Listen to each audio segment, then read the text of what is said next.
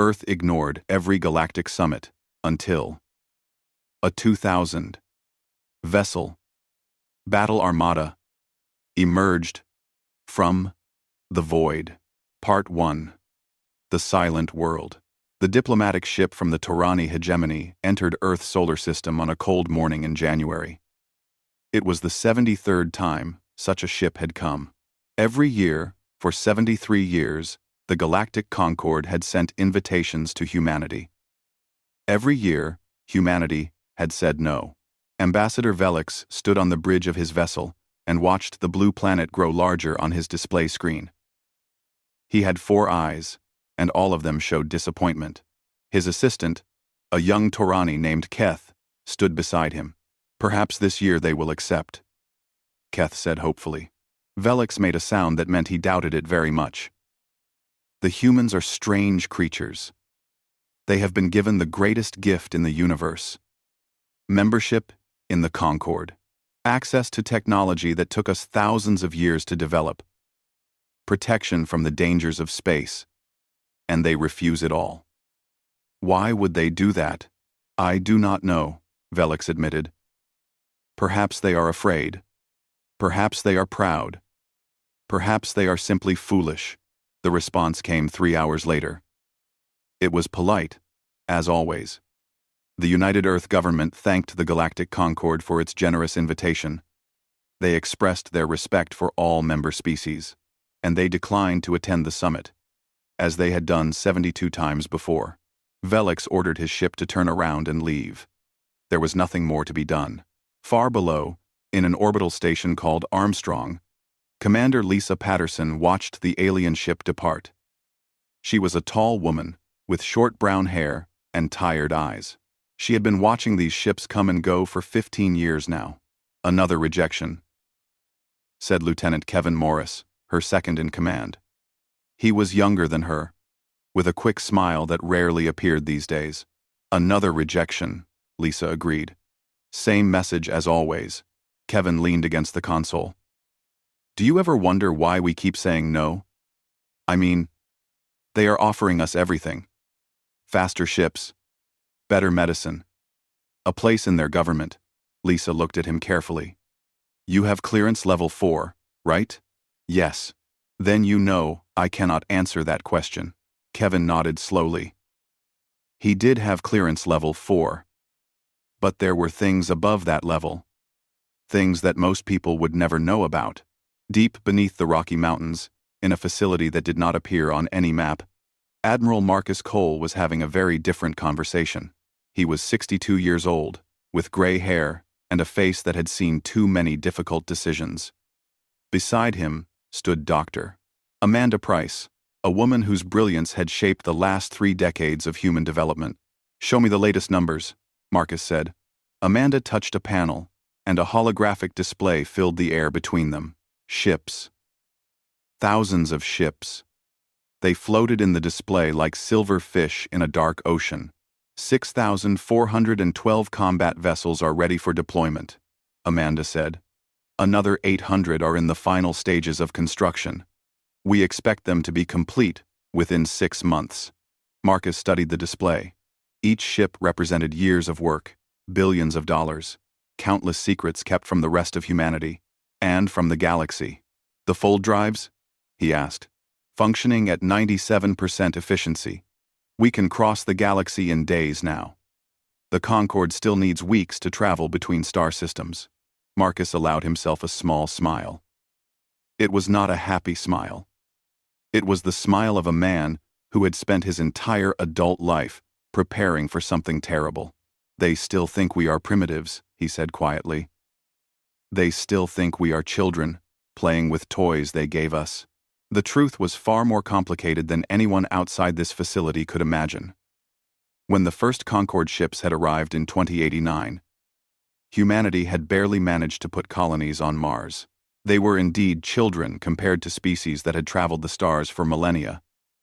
The visitors had looked at humanity and seen potential. They had shared their technology freely, expecting gratitude and eventually obedience. They had made a mistake. Human scientists had taken the gifts and done what humans had always done. They had asked questions. They had experimented. They had improved. The fold drives that the Tyranni used to cross star systems, human engineers had modified to cross galaxies. The shields that protected Concorde vessels from asteroids and radiation, Earth scientists had strengthened until they could withstand weapons fire that would destroy alien warships instantly. All of this had been done in secret. Hidden facilities, classified projects, an entire shadow government dedicated to one purpose: preparation. In Geneva, Senator Daniel Crawford sat in a room that officially did not exist. He was watching a transmission from Admiral Cole. "The Vareth Dominion is coming," Marcus said. His face was grim on the screen. "Our deep space sensors detected their fleet movements 6 months ago. Based on their speed and direction, they will reach Concorde space within 18 months. Daniel felt cold despite the warmth of the room. And the Concorde? Do they know? They have no idea. Their sensor technology is generations behind ours now. They will not see the Vareth coming until it is far too late." The Vareth. That name had haunted human leadership for 40 years. Earth's first deep space probes had been sent out in secret, exploring far beyond where the Concorde believed humans could travel. Those probes had found the remains of civilizations. Entire worlds burned to ash. Species that had been erased from existence so completely that only ruins remained to show they had ever lived. And the probes had found something else. Vareth scout ships. Already watching. Already mapping. Already planning. The Dominion had destroyed 17 spacefaring civilizations before humanity had discovered fire. They were patient. They were methodical. They were absolutely without mercy. And they were coming for the Concorde. President Samuel Hayes called an emergency meeting of the World Council 1 week later. The leaders of every major nation sat around a long table, their faces lit by holographic displays showing Vareth fleet movements. "We have to warn them," said Nicole Grant, the Secretary of Defense. She was a woman who had spent her life protecting her country. Now she faced a threat that made everything she had ever known seem small. The Concorde. "We have to tell them what is coming." Samuel shook his head slowly. He was a man who carried heavy burdens without complaint. This was the heaviest of all. If we reveal ourselves now, we lose our only advantage. The Vareth have been watching the Concorde for centuries. They know their ships, their weapons, their weaknesses, but they do not know about us. They do not know we exist. "We are talking about billions of lives," Nicole pressed. "I know exactly what we are talking about." Samuel's voice was quiet but firm. "And I know what happens if the Vareth win. They will not stop at the Concorde. Earth will be next. Our only hope is surprise. If we show ourselves too early, they will adapt. They will prepare. And we will all die." End quote. The vote was taken in silence. The decision was unanimous. Earth would continue to ignore the galactic summits. The fleet would continue to grow. And when the time came, humanity would emerge from the shadows. Lisa Patterson stood at her window on Armstrong Station that night, watching the stars. She did not know about the Vareth. She did not know about the secret fleet. She only knew that somewhere out there, something was waiting.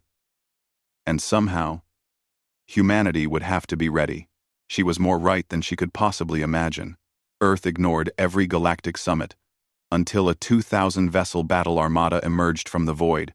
Part 2. The storm approaches. 16 months passed like a held breath.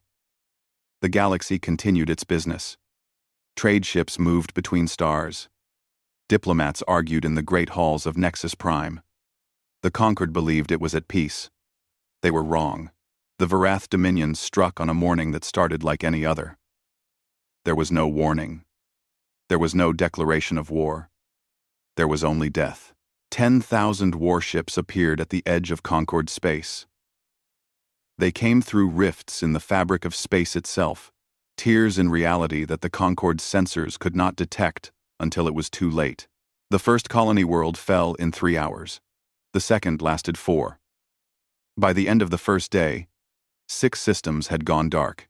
High Chancellor Moravan received the distress calls in the Great Chamber on Nexus Prime. Moravan was an ancient being, made of living crystal that had grown slowly over 3,000 years. In all that time, they had never felt fear like this. "Show me," Moravan commanded. The display activated, and the chamber filled with images of destruction.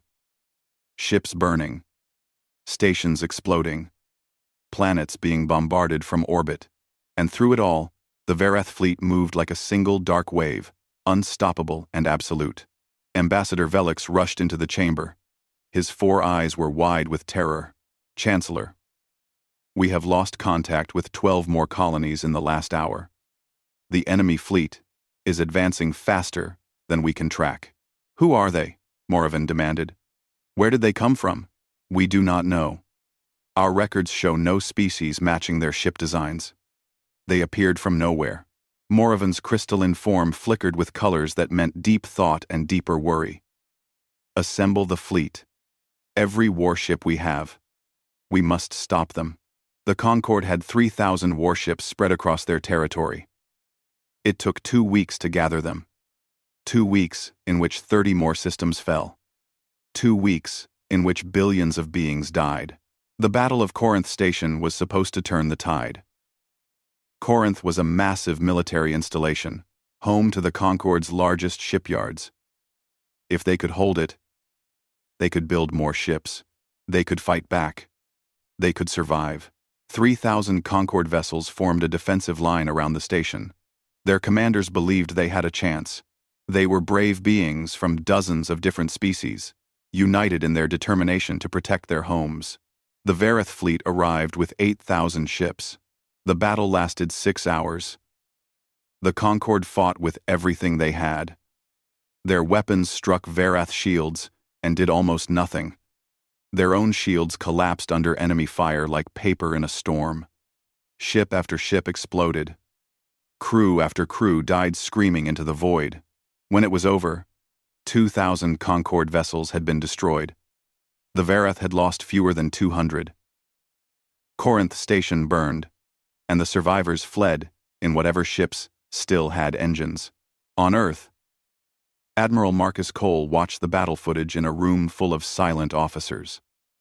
The images were being transmitted by hidden probes that humanity had placed throughout Concord space decades ago.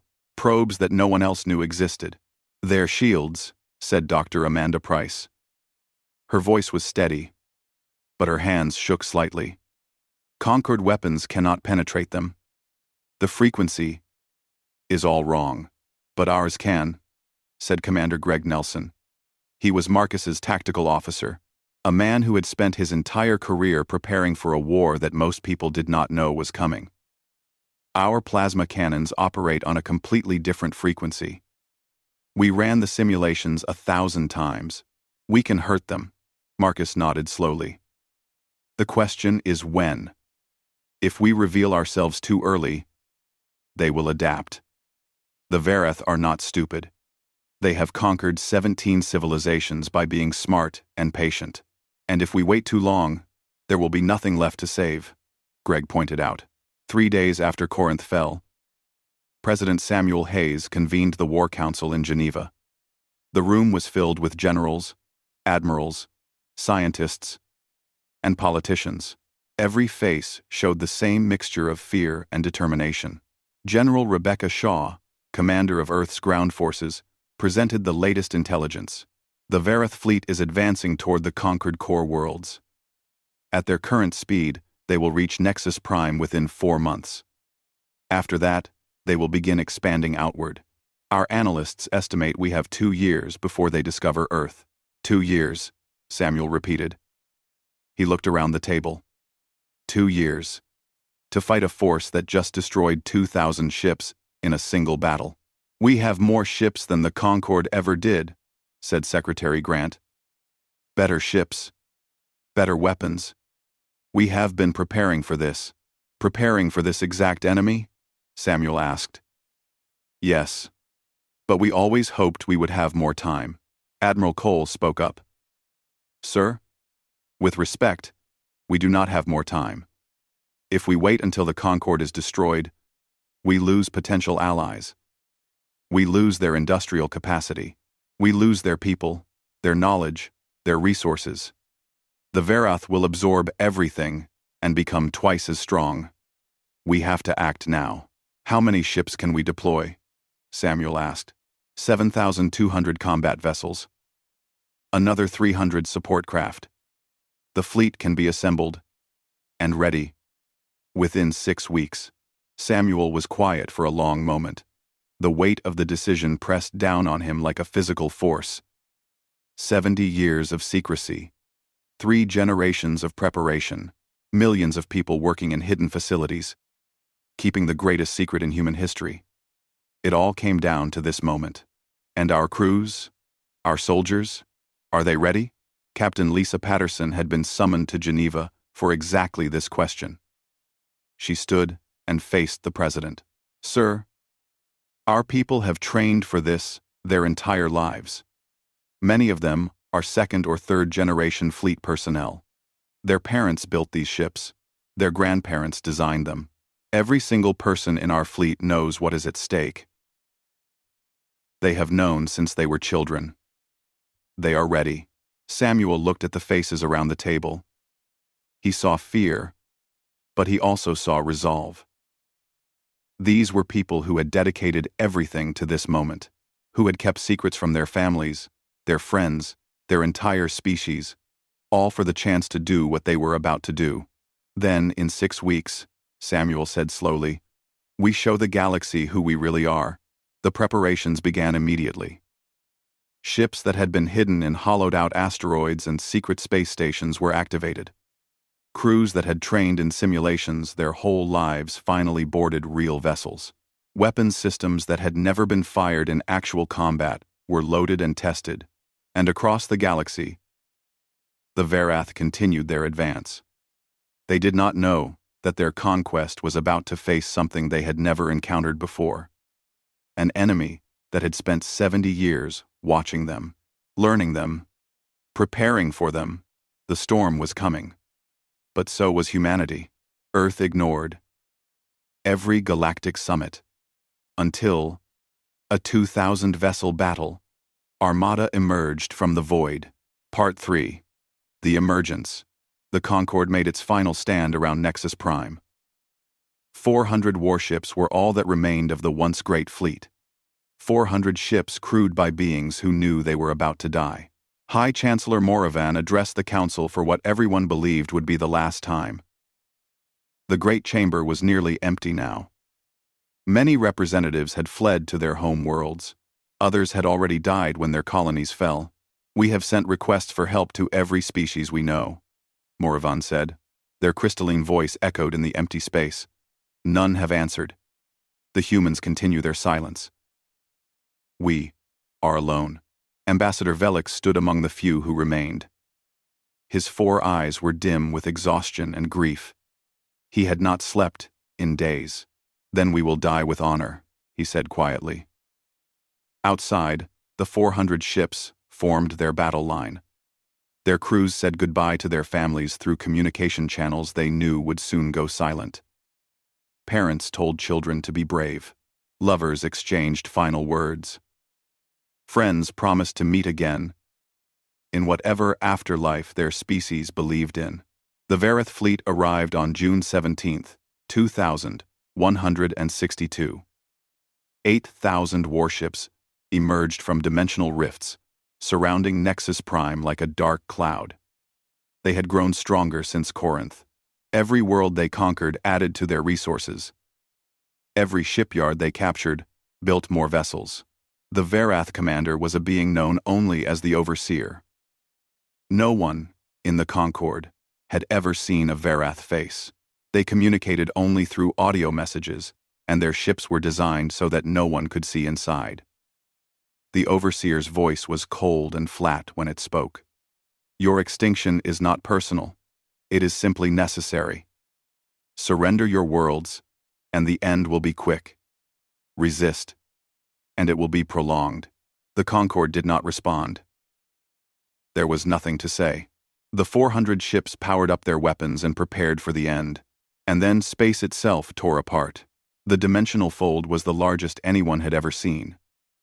It stretched across thousands of kilometers, a hole in reality that blazed with light so bright it blinded sensors across the system. From within that light, ships emerged, 2,000 vessels in perfect formation. They were unlike anything the galaxy had ever seen. Their hulls were black as the void between stars, sleek and angular with designs that seemed to cut through space itself. Running lights traced patterns along their surfaces, and on each one, identification numbers were painted in a script that the Concorde's translation systems struggled to read. At the front of the formation flew a ship called the USS Constellation. On its bridge, Captain Lisa Patterson stood with her hands clasped behind her back. Her heart was pounding, but her voice was steady.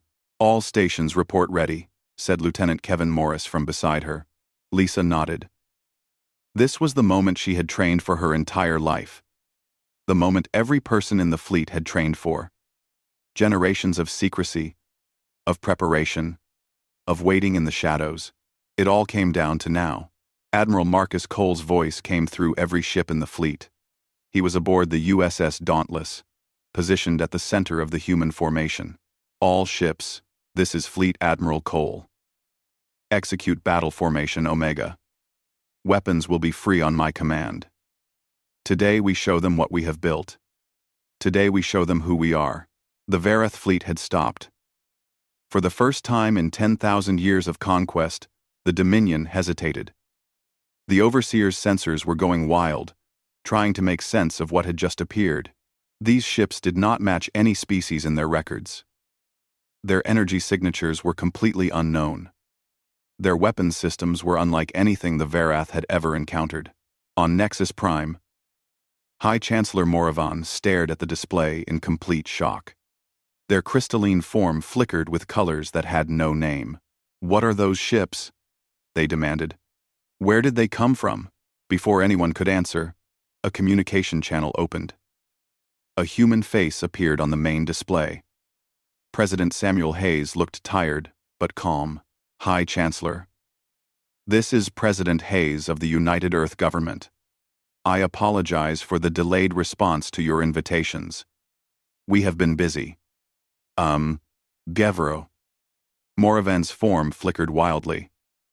"The humans? But this is impossible.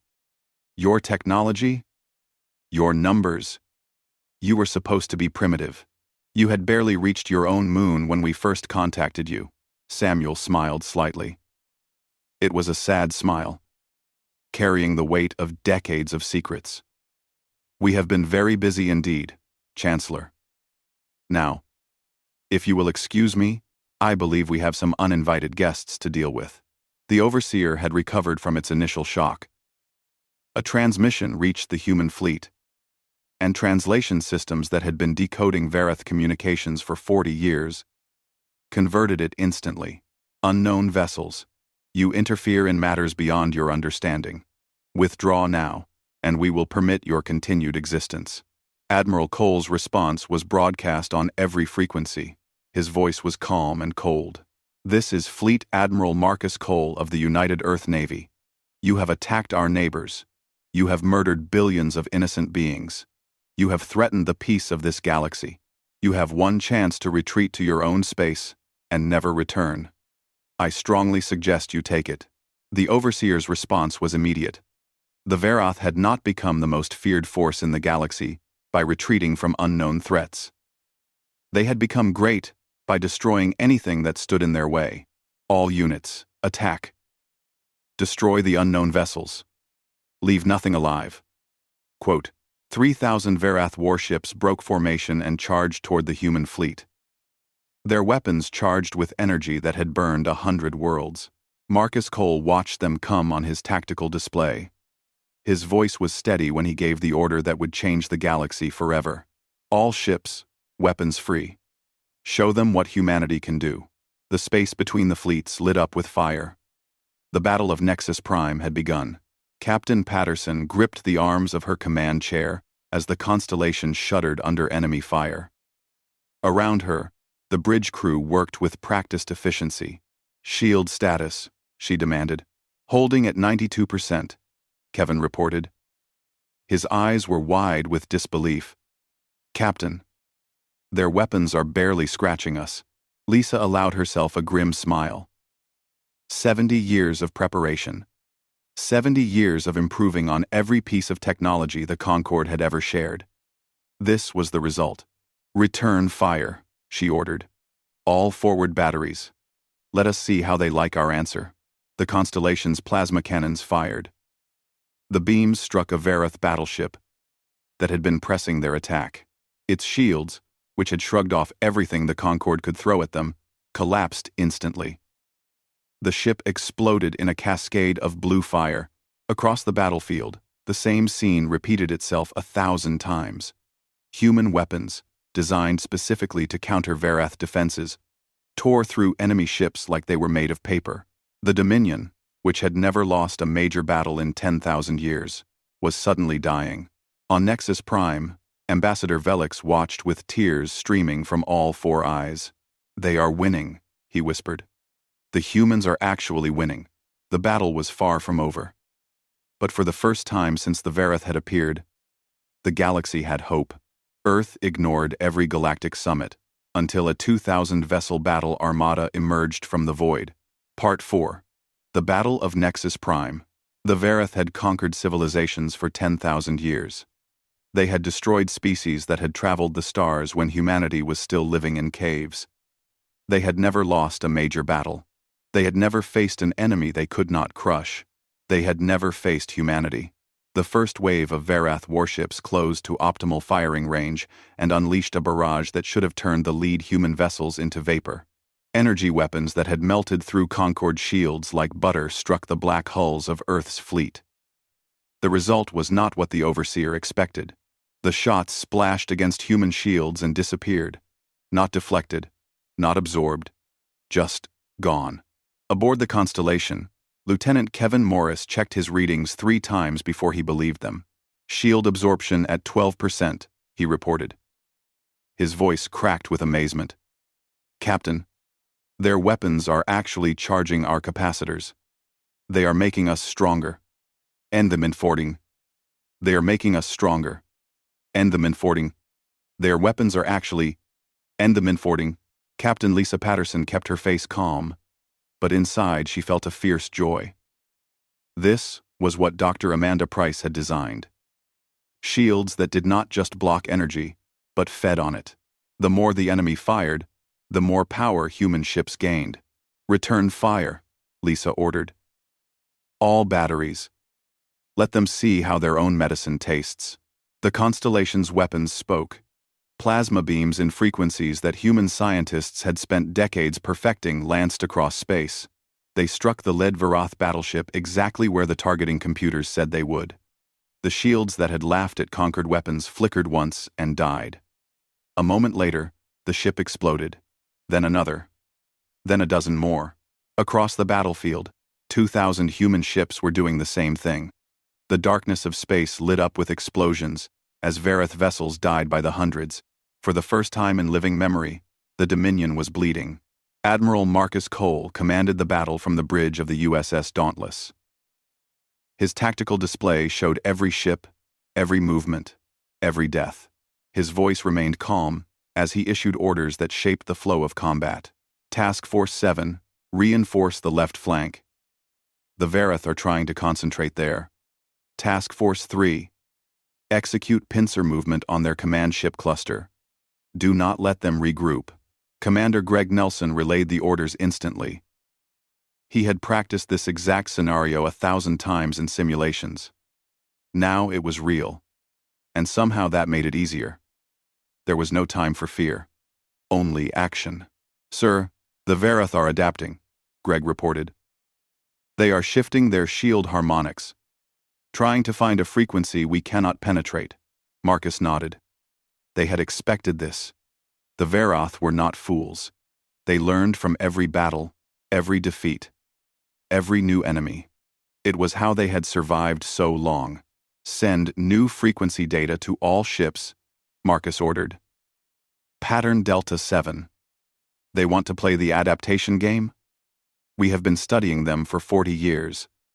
We know every frequency they can possibly use. The human fleet shifted its weapons as one. When the Vareth shields changed, human plasma cannons changed with them. Every adjustment the Dominion made was countered before it could take effect. The Overseer watched its fleet dying and felt something it had not experienced in centuries. Doubt. Concentrate all fire on their largest vessels, it commanded. Overwhelm their defenses with sheer numbers. 3,000 Vareth ships focused their weapons on the human battleships. Energy poured through space in concentrated streams that would have destroyed anything the Concorde had ever built. The human shields glowed brighter and brighter as they absorbed the incoming fire. And then the human ships fired back, using the energy the Vareth had just given them. The counterattack was devastating. 500 Vareth ships died in the span of 3 minutes. The Overseer's command ship shook as a nearby cruiser exploded too close for comfort. On the Constellation, Captain Patterson saw an opportunity. The Overseer's flagship, she said. That big one in the center. If we take that out, their command structure falls apart. Kevin checked his sensors. It has the strongest shields in their fleet. Even our weapons will take time to break through. Then we do not give them time. All forward batteries. Concentrate fire on their engine section. We take out their mobility first. Then we take them apart, piece by piece.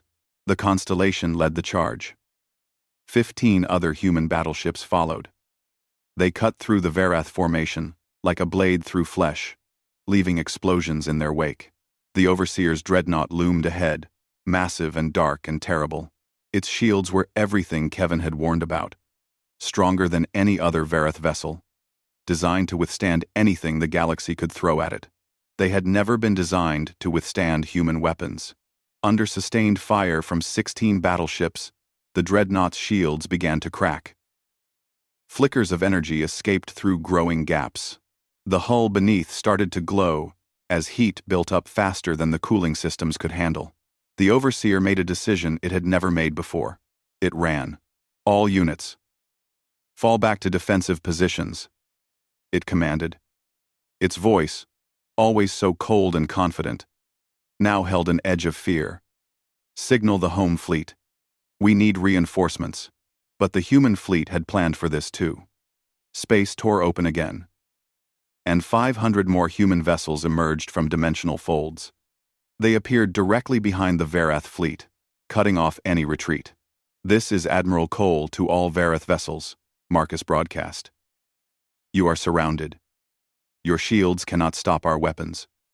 Your numbers no longer matter. Surrender now, and we will allow your surviving ships to leave. Continue fighting, and none of you will see home again. The Overseer's response was silence. Then, without another word, the remaining Vareth ships began to break formation. Not to attack, to flee. They scattered in every direction, each one trying to find a gap in the human lines. Some made it. Most did not. The battle lasted 7 hours in total. When it finally ended, the Vareth Armada had been reduced from 8,000 ships to less than 1,000. Those survivors fled toward the galactic rim at maximum speed, carrying news of their defeat to the Dominion homeland. Human losses totaled 342 vessels destroyed, with another 200 damaged but repairable. It was the most costly day in human military history. It was also the greatest victory. On Nexus Prime, High Chancellor Moravon watched the last Vareth ships disappear from sensors. The Great Chamber was silent. Every being present was trying to understand what they had just witnessed. They won, Ambassador Velix said finally. His voice was barely a whisper. The humans won. They destroyed the Vareth fleet. They saved us all. Moravan's crystalline form pulsed with colors that meant wonder and disbelief and something that might have been hope. For 70 years, they ignored us, the Chancellor said slowly. For 70 years, we thought they were primitives. We thought they were afraid. We thought they were nothing. We thought they were nothing. Velix nodded slowly.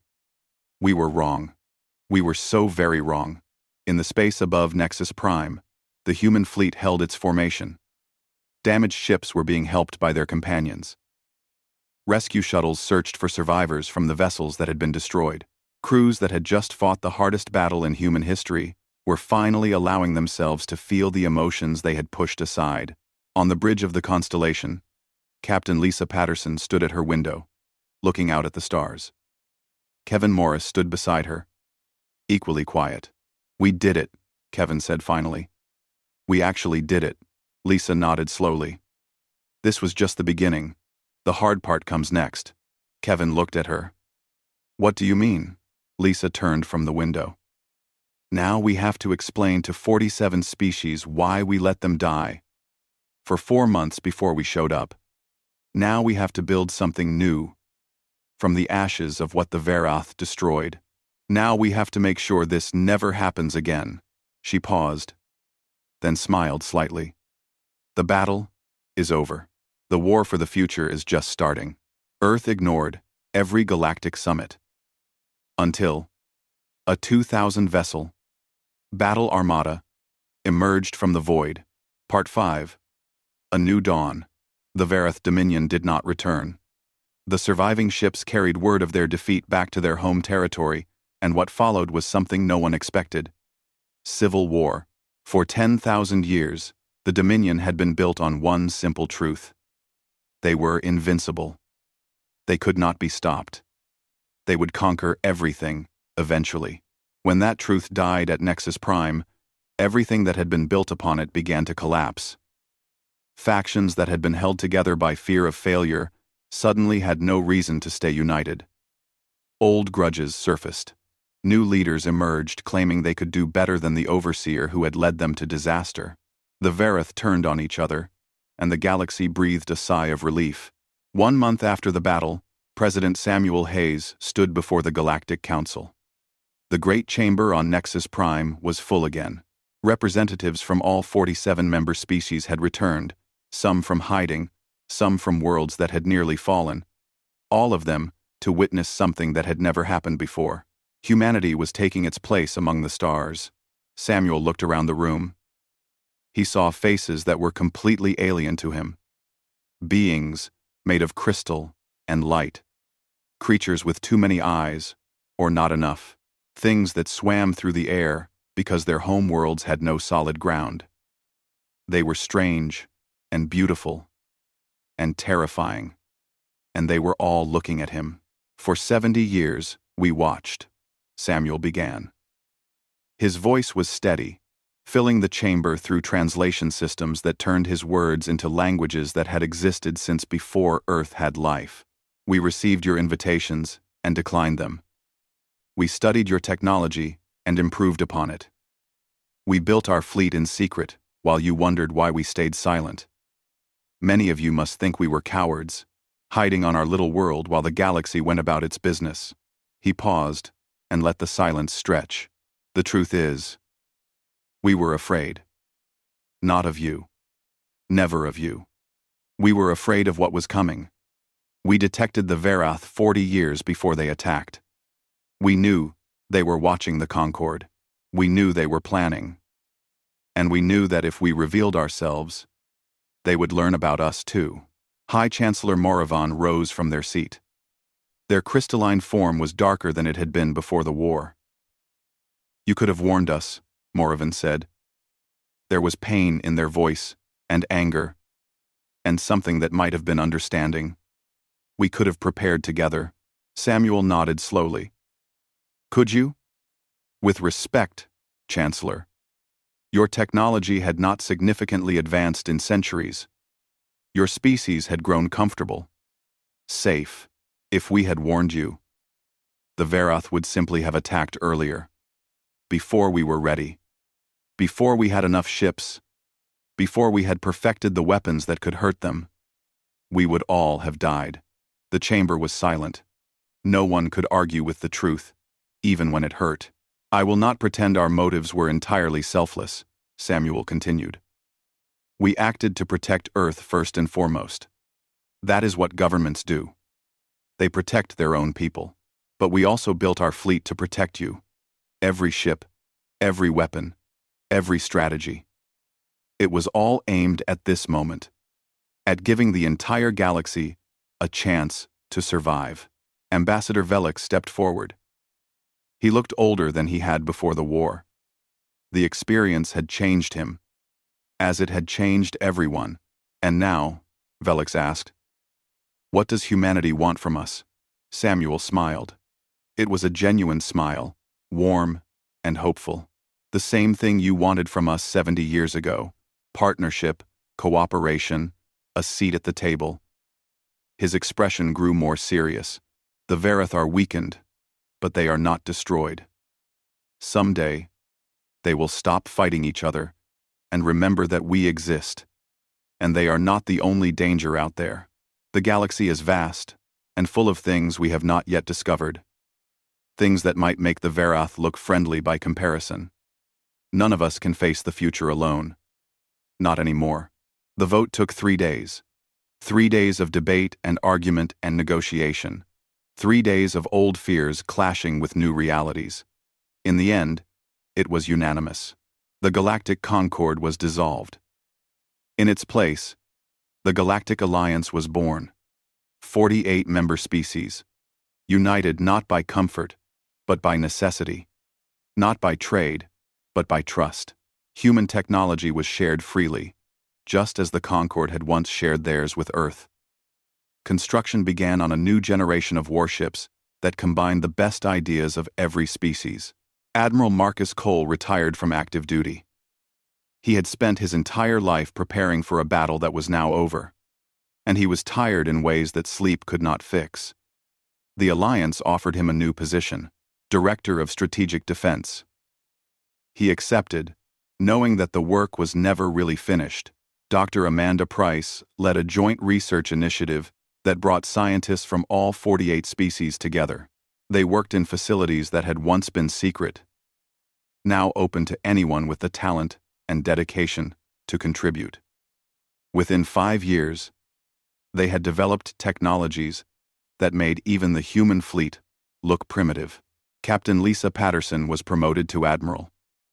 She took command of the Alliance's first fleet, the largest military force ever assembled, by multiple species working together. Lieutenant Kevin Morris served as her executive officer, continuing a partnership that had begun on Armstrong Station and would span the galaxy. On Earth, the secret facilities were finally open to the public. Citizens walked through the shipyards where their grandparents had worked in silence. They saw the vessels that had saved the galaxy and understood for the first time what their families had been part of. Children visited the memorial that was built for the 342 crews who had given their lives at Nexus Prime. They learned names and faces and stories of ordinary people who had done extraordinary things. Senator Daniel Crawford, now old and gray, gave a speech at the memorial dedication. "For 70 years, we kept a secret," he said. "We told ourselves it was necessary. We told ourselves we had no choice. And perhaps that was true. But I want the children who come here to understand something important. They require sacrifice from people who can never be thanked, who can never be celebrated, who can never tell their families why they disappear for months at a time. These people paid that cost. These people made that sacrifice. And because of them, we are standing here. Today." In the Great Chamber on Nexus Prime, a new plaque was installed beside the founding documents of the Alliance. It bore a simple message, translated into the languages of all 48 member species. In silence, we prepared. In darkness, we waited. In the void, we emerged. For the galaxy. For the future. For all. President Samuel Hayes read the inscription during the dedication ceremony. Then he turned to face the assembled delegates. Beings of crystal and flesh and light, creatures that breathed air and creatures that breathed liquid, and creatures that did not breathe at all of them watching, all of them waiting for whatever came next. "We ignored your invitations," Samuel said, "because we were building something worth joining." He paused, and looked around at the faces that had become familiar over months of work and negotiation. Now, together, we will build something worth defending. The chamber erupted in sounds that might have been applause or might have been something else entirely. Samuel did not know what most of them meant. He was still learning. They all were. Far above Nexus Prime, the Alliance fleet held formation. Human ships flew alongside vessels from 47 other species. Their hulls were different shapes and colors. Their crews breathed different atmospheres. Their languages had nothing in common. But they were united now, bound by something stronger than treaties or trade. They had faced extinction together. They had survived together. And whatever came next, they would face it the same way. Admiral Lisa Patterson stood on the bridge of her new flagship and looked out at the stars. Kevin Morris stood beside her, as he always did. "Think we will ever see the Verath again?" he asked. Lisa nodded slowly. "Someday, when they finish tearing themselves apart, when they rebuild, when they remember why they started conquering in the first place. And when they do," Lisa smiled. It was the smile of someone who had been afraid once and was not afraid anymore. "When they do, we will be ready. All of us. Together." The stars stretched out before them, endless and full of mystery. Somewhere out there, dangers waited that they could not imagine. Wonders they had not discovered. Species they had not met. The universe was vast and strange and sometimes terrible, but humanity was no longer alone, and the galaxy was no longer silent. For the first time in 70 years, Earth had answered the call, and nothing would ever be the same again.